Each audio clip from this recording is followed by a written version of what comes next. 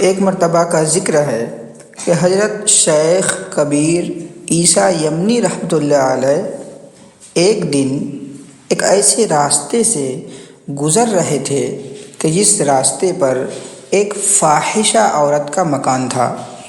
چنانچہ جب آپ اس راستے سے گزرے تو آپ نے فرمایا کہ ہم عشاء کے بعد تیرے پاس آئیں گے۔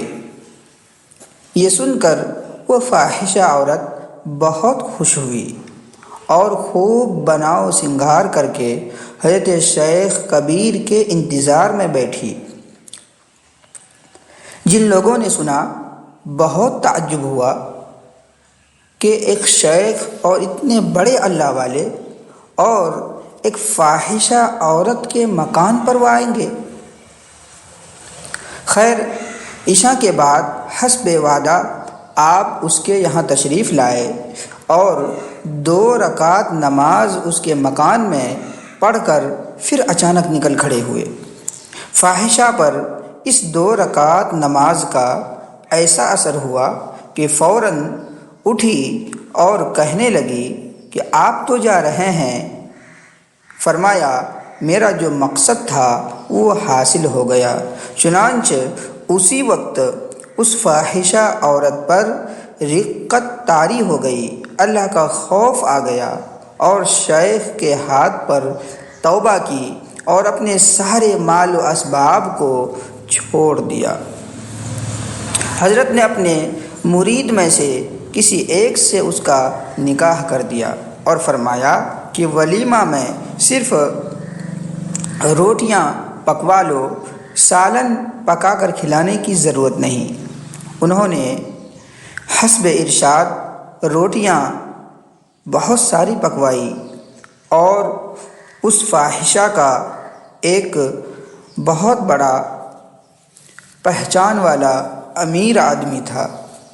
اس کو جب یہ بات معلوم ہوئی کہ فاحشہ نے توبہ کر کے حضرت شیخ کبیر کے کسی ایک مرید سے نکاح کر لیا ہے اور اس کا آج ولیمہ ہے جس میں صرف کھانے کے لیے روٹیاں ہی پکوائی گئی ہے، سالن نہیں ہے، تو اس امیر آدمی نے چند بوتلیں شراب کی بھیج دی اور شیخ کبیر رحمۃ اللہ علیہ کو پیغام بھیجا کہ میں نے سنا ہے کہ آپ نے فاحشہ کا نکاح اپنے ایک مرید سے کر دیا ہے اور آج اس کا ولیمہ ہے اور ولیمے میں صرف روٹیاں ہی پکوائی گئی ہے، سالن کا انتظام نہیں ہے، اس لیے میں یہ شراب کی بوتلیں بھیج رہا ہوں، ان میں جو کچھ ہے اس کا سالن بنوا لیجئے۔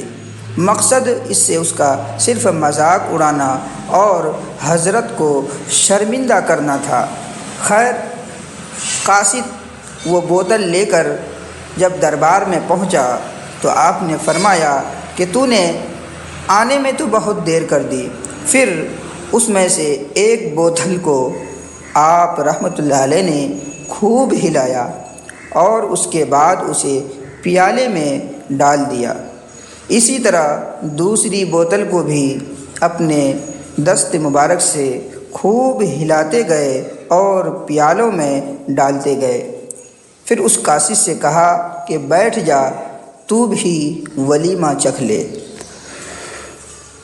وہ قاصد کہتا ہے کہ میں نے بھی بیٹھ کر کھانا شروع کیا تو جو شراب کی جو بوتلیں تھیں جیسے ہی اس کو پیالے میں تھالی میں ڈالا جاتا وہ عمدہ گھی میں تبدیل ہو جاتا تھا۔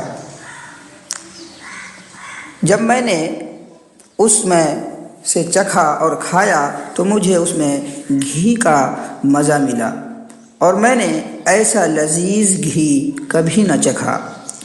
یہ سارا واقعہ اس نے اس امیر کو، اس مالدار کو جا کر سنایا تو وہ بھی بڑا حیران ہوا اور اسی وقت اٹھ کر حضرت شیخ کبیر رحمۃ اللہ علیہ کی خدمت میں حاضر ہو کر اس نے بھی دل سے توبہ کر لی۔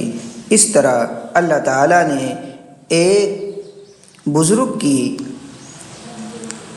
کوشش سے اس فاحشہ عورت کو توبہ کرنے کی توفیق عطا فرمائی۔ اللہ تعالیٰ سے دعا ہے کہ اللہ تعالیٰ ہم کو بھی سچی اور پکی توبہ کرنے کی توفیق عطا فرمائے، آمین۔